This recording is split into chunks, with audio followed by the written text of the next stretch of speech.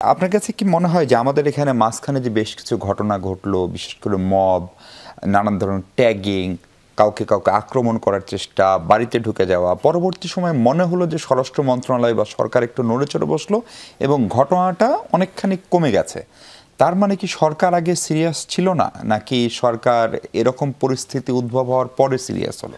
না না, আমরা প্রথম থেকেই সিরিয়াস ছিলাম, কিন্তু আপনাদের কয়টা জিনিস লক্ষ্য রাখতে হবে। একটা জিনিস হচ্ছে যে একটা এক্সট্রা অর্ডিনারি সিচুয়েশন, একটা পোস্ট রেগুলেশনে কিছু অস্থিরতা তো তৈরি হয়, সেটাকে আপনি অস্বীকার করে। কিন্তু কিছু কিছু দেশে এমনও হয় যে রেগুলেশনের পরে 2, 3, 4টা গভর্নমেন্ট এসে পড়ে, তারপরে যে থিংস স্ট্যাবিলাইজ হয়। কিন্তু আমাদের একটা সাকসেস বলবো যে আপনি 7 মাসের মধ্যে আমরা একটা স্ট্যাবল জায়গায় এসেছি।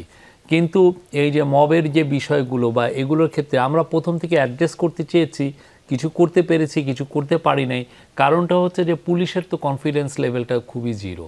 পুলিশকে গত পতিত স্বৈরাচার আপনি দেখেছেন মানুষের জনগণের বিরুদ্ধে দাঁড়িয়ে গিয়েছিল, যে পুলিশ ভার্সাস পিপল।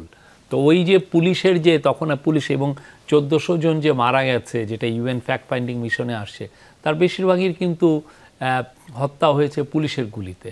তো পুলিশের বিরুদ্ধে তো জনগণের যে অবস্থান, সেই কারণে পুলিশের কিন্তু এখন এই মানে পোস্ট অগাস্ট 5-এর পরে তাদের যে কনফিডেন্সের অবস্থাটা খুবই লো। এবং এই আলোকে দেখবেন যে ওরা অনেকদিন স্ট্রাইক করেছে, পুলিশ ছিলই না।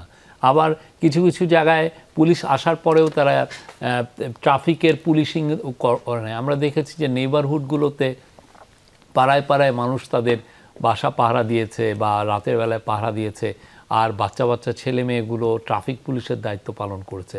এটা কি পৃথিবীতে আপনি শুনেছেন? এগুলোর কারণ হচ্ছে যে এক্সট্রা অর্ডিনারি কিছু সিচুয়েশন তৈরি হয়েছিল।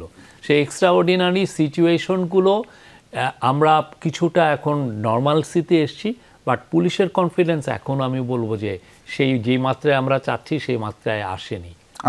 জি, পুলিশের সঙ্গে সরকারে ধরেন, সরকার তো মূলত প্রফেসর ইউনূসের নেতৃত্বাধীন সরকার, ফলে আপনারা যে স্পিরিট বা ধরেন যে গতি বা যেভাবে ভাবেন, অন্যান্য কর্মকর্তারা সেইভাবে ভাবেন কিনা, আমি উদাহরণ দিলে ভালো বুঝবেন। পুলিশ কমিশনার মহোদয় বললেন যে রেপ শব্দটা ব্যবহার না করতে, যদি উনি পরে সরি বলেছেন।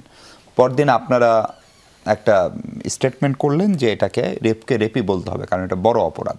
ফলে সরকারের এই মনোভাব বা প্রধান উপদেষ্টার কার্যালয়ের এই মনোভাব ঢাকা মহানগর পুলিশ কমিশনার কেন জানেন? এটা কি উনি আসলে এটাকে আন্ডারমাইন করতে চান নাই রেপকে। উনি আসলে বাংলাদেশের যেগুলো আর্থসামাজিক কিছু আছে না, অনেকে দেখবেন যে মানুষের সামনে এই শব্দটা বলতেই চান না, ঠিক না? এটা একটা লজ্জার বিষয় বা যে এই কথাটা বলবো। অনেক আছে, অনেক ফাদার ছেলে মেয়ের সাথে দেখবেন যে অনেক বিষয়ে আলাপ করে না। আমরা না হয় মডার্ন ফাদার হয়তো বা অনেক আলাপ করি, সে আলোকে উনি বলছেন। বাট আমাদের তরফ থেকে স্পষ্ট, রেপ একটা ভায়োলেন্ট ক্রাইম, খুবই ভয়ানক রকমের একটা ক্রাইম।